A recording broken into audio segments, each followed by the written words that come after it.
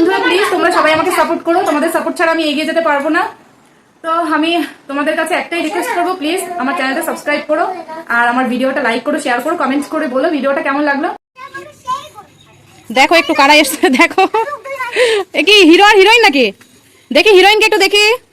বাহ, হিরোইন দেখো একেবারে ঝাক্কাস। দেখি আরে কি করে হয়েছে একটু বলো না।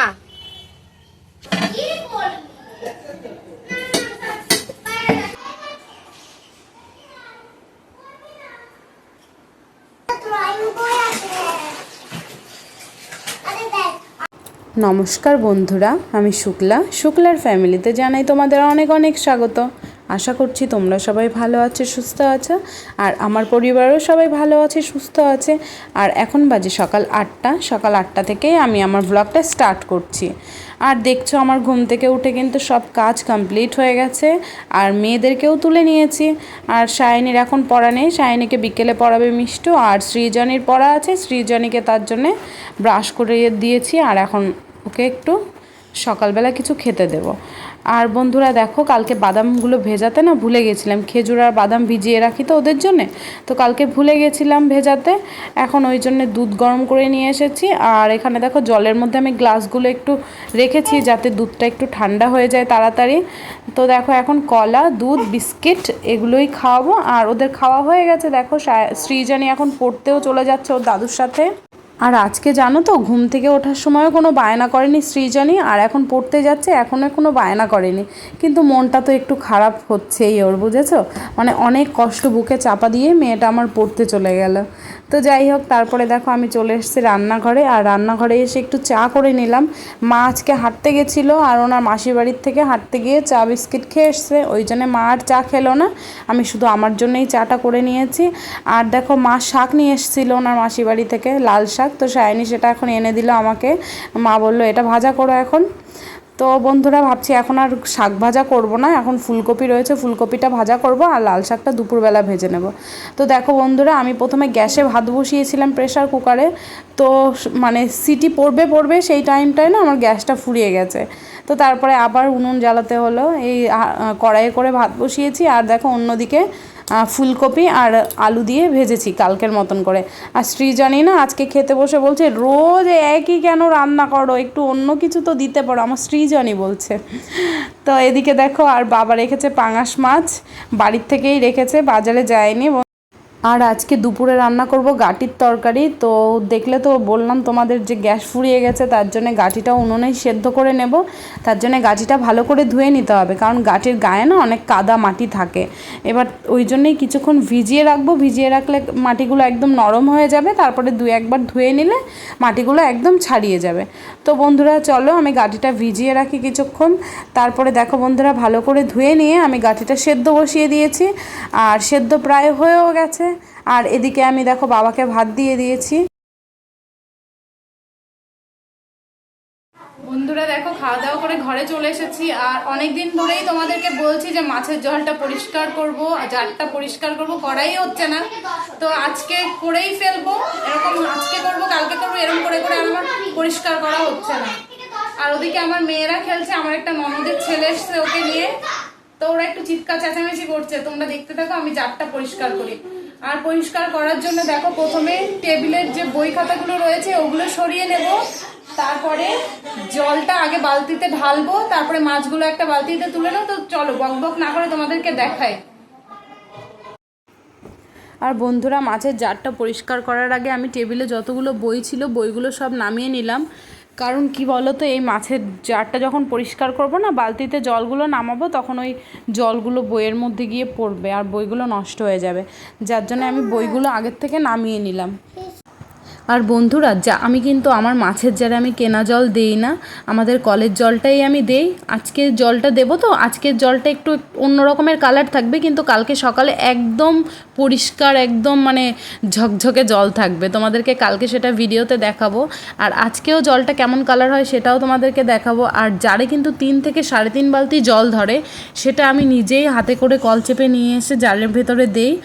আর কিছু করার নেই বন্ধুরা, আমার কষ্ট করতেই হবে যদি মাছগুলো আমি রাখতে চাই ভালোবেসে। দেখো তোমরা কতটা নোংরা হয়েছে।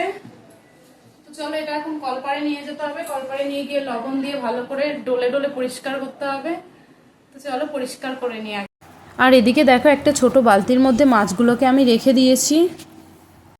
তারপরে চলে এলাম কলপাড়ে জারটা নিয়ে। আর বুদ্ধদেবটাও কিন্তু বেশ ভালোই শ্যাওলা পড়ে গেছে, ওনার মাথার দিকটাই বেশি নোংরা হয়, নিচের দিকটা খুব একটা নোংরা পড়ে না। আর জানো তো বন্ধুরা, আমার এই জারের মধ্যে দুটো শামুক ছিল, তো সেই শামুক দুটো না এসে বুদ্ধদেবের মাথায় বসে থাকতো। হ্যাঁ, আর বন্ধুরা জারটা পরিষ্কার করার সময় না কোনোভাবে আমার পায়ে লেগেছে, আর পায়ে লেগে না অনেকটাই কেটে গেছে আর অনেকটাই রক্ত বেরিয়েছে। তো সায়নী দেখে দেখো কি বলছে, তোমরা শোনো ওর কথাগুলো। মায়ের পা কেটে গেছে, তবুও মা এগুলো ধুচ্ছে। ধুতে তো হবেই না, নাহলে কে ধোবে এগুলো, কে পরিষ্কার করবে? নোংরা হয়ে থাকবে না আমাদের জিনিসটা। দেখো বন্ধুরা, এটা কিন্তু মা হালকা লাগায়নি, তোমরাই দেখো। কেন হালকা লাগাবো কেন? ওই যে ধুচ্ছে, তো মায়ের কিন্তু অনেক হালকা লাগিয়ে লোকেদের দেখাবো যে আমার পা কেটে গেছে, তাই?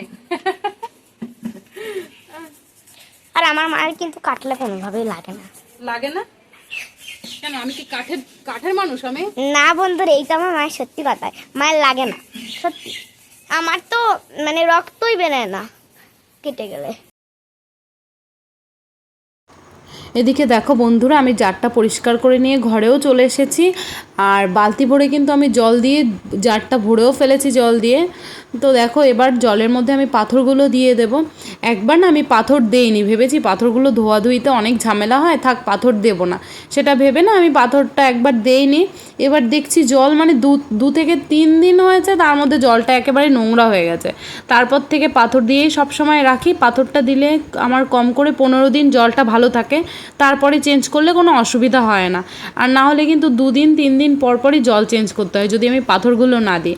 তো দেখো বন্ধুরা, আমার জলটা পাল্টানো কমপ্লিট হয়ে গেছে, পরিষ্কার করা। তো আজকে জলটার এরকমই কালার থাকবে, কিন্তু কালকে যখন আমি তোমাদের ভিডিও করে দেখাবো তখন তোমরা দেখতে পাবে যে জলটা একদম কাচের মতন চকচক হয়ে গেছে। তো বন্ধুরা এখন যাব চান করতে, ওদেরও 2 বোনকে চান করিয়ে দেব। আর দেখো বন্ধুরা, আমিও চান করে নিয়েছি আর ওদের 2 বোনকেও চান করিয়ে নিয়ে এসেছি। আর এবার ওদেরকে গুছিয়ে দিয়ে আমি চলে যাব রান্নাঘরে, কারণ রান্না করতে হবে। মা ওদিকে রান্নাটা বসিয়ে দিয়েছে আর আমাকে গিয়ে আর কি রান্নাটা শেষ করতে হবে। মা শাক ভাজা ভাত করে রেখে এসেছে, আর বাকিটা আমি করব। তো বন্ধুরা, রান্নাবান্না তো হয়ে গেছে, চলো তোমাদেরকে দেখিয়ে নিই কী কী রান্না করেছি আজকে। এখানে দেখো রয়েছে শাক ভাজা, শাক ভাজাটা তো মা করে রেখে গেছে তোমাদেরকে বললাম। আর হাঁড়িতে রয়েছে ভাত, আর এদিকে রয়েছে পাঙাশ মাছের তরকারি। তোমাদেরকে তো দেখিয়েছিলাম যে বাবা পাঙাশ মাছ রেখেছে বাড়ির থেকে, এটা পাঙাশ মাছের ঝোল। দেখো কালারটা মানে এত সুন্দর এসছে। আর দেখো করেছি কচুরগাটির তরকারি, ইলিশ মাছ ছিল 2 পিস ফ্রিজে, তো সেই 2 পিস মাছ দিয়েই এই কচুরগাটিটা রান্না করেছি, কারণ বাবা আমি কেউই পাঙাশ মাছ খাই না, তো এই তরকারিটা আমাদের জন্যই হয়েছে। আর এদিকে দেখো দেখো রয়েছে এঁচোড়, এই এঁচোড়টা রেখে দেবো ফ্রিজে, এটা কালকে রান্না করে খাবো। তো বন্ধুরা চলো খেলা দেখো একটু আমার মেয়েদের খেলা দেখো। ঘরটা গুছিয়ে রেখে আমি গেছি, বললাম যে বইগুলো টেবিলে গুছিয়ে রাখ। হ্যাঁ বই, এই যে বই গুছিয়েছিস, এই যে গুছিয়েছিস, হ্যাঁ খুব সুন্দর গুছিয়েছো তো। আর ঘরটাও বেশ সুন্দর লাগছে, গুছিয়ে রেখেছো। বিছানাটা আমি পরিষ্কার করে রেখে গেলাম, আর বিছানার এই হাল। আমার আর কষ্ট হয় না, না কাঁথা বালিশ দিয়ে একেবারে। কি হয়েছে, কি কি হচ্ছে? এটা বিয়ে হচ্ছে, তাই? বিয়ে দিয়ে দেবো তোদের? ছেলে দেখবো? খালি বিয়ে বিয়ে খেলা। হ্যাঁ, আর এই টুনটুনিটার কি খালি বউ সাজতে ইচ্ছা করে নাকি? এই টুনটুনি, বাহ খুব সুন্দর লাগছে। দেখো একটু নতুন বউকে দেখো, দেখো নতুন বউকে দেখো একটু, বাহ কি সুন্দর সিঁদুর পরিয়েছে। কি বাইক চালাচ্ছে নাকি? ও এটা গাড়ি, 4 চাকা গাড়ি। বাহ, চলো ভাত খেতে চলো, এখন হাত মুখ ধুয়ে নাও। তো চলো বন্ধুরা খেতে যাই এখন, খাওয়া দাওয়া করে নি, খিদে পেয়ে গেছে, তারপরে আবার তোমাদের সাথে কথা বলবো। দেখো একটু কারা এসছে, দেখো এ কি হিরো আর হিরোইন নাকি? দেখি হিরোইনকে একটু দেখি, বাহ হিরোইন দেখো একেবারে ঝাক্কাস। দেখি আর বন্ধুরা মা বাবা বললো কিছুক্ষণ পরে খাবে, তাই আমি আমার মেয়েদেরকে নিয়ে খেতে বসে গেলাম। কারণ এখন না 2:30-এর বেশি বেজে গেছে। এবার এখনও যদি মেয়েদের না খাওয়াই তাহলে অনেকটা বেলা হয়ে যাবে খেতে, ওদের হয়তো খিদে পেয়ে যাবে। তো তার জন্য আমি এখন বসে গেলাম ওদের নিয়ে খেতে। আর দেখো মেয়েদেরকে আমি ভাত মেখে দিচ্ছি, ওরা বলেছে নিজেরাই হাতে ধরে খাবে। তো চলো বন্ধুরা, খাওয়া হয়ে গেছে, আমি চলে এলাম ঘরে। ঘরের জিনিসপত্রগুলো আগে গুছিয়ে নিলাম। দেখলে তো মেয়েরা সব ছড়িয়ে ছিটিয়ে রেখেছে, তো এগুলো যদি আমি না গোছাই তাহলে কে গোছাবে বলো। আর শাইনিকে আম কেটে দিয়েছিলাম, শাইনি দেখো পাশে দাঁড়িয়ে দাঁড়িয়ে আম খাচ্ছে, আর আমি রান্নাঘর থেকে খেয়ে এসেছিলাম। বন্ধুরা দেখো আমার টেবিল গোছানো হয়ে গেছে, বইগুলো গুছিয়ে নিয়েছি। আর এই যে পটটা দেখতে পাচ্ছ, এটা কিন্তু সৃজনীর পট। এটা সৃজনী রাত্রিরে টয়লেট করে, তো রাত্রেবেলা ওকে আর বাথরুমে নিয়ে যায় না, ও ঘরে বসেই টয়লেট করে এই পটটায়। তো দেখো গোছানো হয়ে গেছে আমার। আর এদিকে দেখো শাইনি বিছানা করছে, এখন ঘুমাবো, অনেক রাত হয়ে অনেক রাত হয়ে গেছে। তো এখন 3:30 বেজে গেছে বেলা। তো ভাবলাম ওদেরকে নিয়ে একটু শুই, ঘুম পাড়াই ওদের দুই বোনকে, তাহলে একটু রাত্রে বই পড়তে পারবে। আর না হলে সন্ধ্যার পরে দুই বোনেই বলবে ঘুম পাচ্ছে। আর শাইনির আজকে পড়া আছে, বিকেলে পড়াবে মিষ্টু। আচ্ছা ঠিক আছে, তাহলে ঝটপট করে ঘুমিয়ে পড়ো। তো বন্ধুরা চলো এখন কিছুক্ষণ ঘুমাই, ঘুম থেকে উঠে আবার তোমাদের সাথে কথা বলবো। আর দুপুরবেলা একটু ঘুমালে না তাহলে সন্ধ্যাবেলার দিকে একটু শরীরটা ভালো লাগে, আর এখন যদি না ঘুমাই তাহলে শরীরটা কেমন ম্যাচ করে, ভালো লাগে না। তো চলো একটু ঘুমিয়ে নি, তারপরে আবার তোমাদের সাথে কথা বলবো ঘুম থেকে উঠে। আর শাইনি সৃজনী খুব বায়না করছে লোকনাথ ঠাকুরের মেলায় যাওয়ার জন্য, তো অনেকটা দূরে এখান থেকে জানো তো। এবার ওর পাপা থাকলে বাড়িতে তাও একটা মানে যাওয়ার চেষ্টা করতাম। এবার কি বলবো, একা একা দুটো বাচ্চা নিয়ে যাওয়া না, সামলানো অনেক মানে ঝুঁকিপূর্ণ হয়ে যায়। আমি পারবো না ওদের দুজনকে নিয়ে যেতে একা, ওই জন্য যতই বায়না করুক হচ্ছে না আজকে মেলায় যাওয়া। হ্যাঁ আমি একা একা যেতে পারবো না বাবা তোমাদের দুজনকে নিয়ে। আগের বার না, তার আগের বার লোকনাথ পুজোর সময় ওর পাপা বাড়িতে ছিল, তো তার একটা ইউটিউবে ভিডিও রয়েছে যে লোকনাথ পুজোর মেলায় গেছিলাম আমরা, শাইনির পাপা, আমি, সৃজনী, শাইনি। কিছু কিনে দেয়নি? হ্যাঁ কেন, সেই ভিডিওটা খেলনা রয়েছে আর বলে কিছু কিনে দিলে না। তো বন্ধুরা চলো এখন একটু ঘুমাই, ঘুম থেকে উঠে তোমাদের সাথে আবার কথা বলবো। হ্যালো বন্ধুরা, দেখো আমি শর্ট ভিডিও করার জন্য একটু সেজেছিলাম। আর আমি যখনই সাজবো, সাজাগোজা জিনিসগুলো যদি বাইরে পায়, আমার মেয়েরা দেখো ওদের একটু বউ সাজতে ইচ্ছা করে, দেখো মানে লিপস্টিক দিয়ে সিঁদুর পরে। এই দেখো আমার টুনটুনিটাকে দেখো, দেখো গয়নাগাটি পড়েছে। শাইনি এতক্ষণ এই গোল্ডেন গয়নাগুলো পড়েছিল, তা আমি বললাম যে খুলে ফেলো, তাই এখন খুলে গোছাচ্ছে। আর শাইনিকে পড়াতে এসেছিল, ও পড়ছিল, আমি ভিডিও বানাচ্ছিলাম। না হলে এই ভিডিও বানাতে গেলে না বাচ্চাদের পড়াশোনার দিকে না নজর দেওয়া হয় না।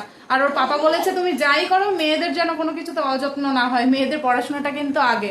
তার জন্য বন্ধুরা ভাবলাম যে যখন ওকে মিষ্টু পড়াতে এসছে তাহলে আমি ততক্ষণ একটু শর্ট ভিডিও বানিয়ে ফেলি।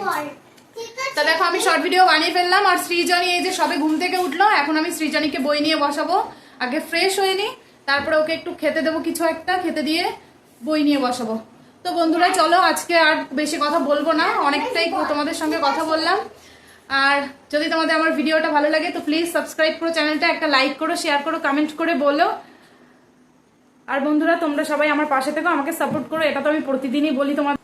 তো আমি তোমাদের কাছে একটাই রিকোয়েস্ট করবো, প্লিজ আমার চ্যানেলটা সাবস্ক্রাইব করো, আর আমার ভিডিওটা লাইক করো, শেয়ার করো, কমেন্ট করে বলো ভিডিওটা কেমন লাগলো। তো দেখা হচ্ছে নতুন একটা ভিডিওতে। আজকের মতন টাটা, তোমরা সবাই ভালো থেকো, সুস্থ থেকো, রাধে রাধে।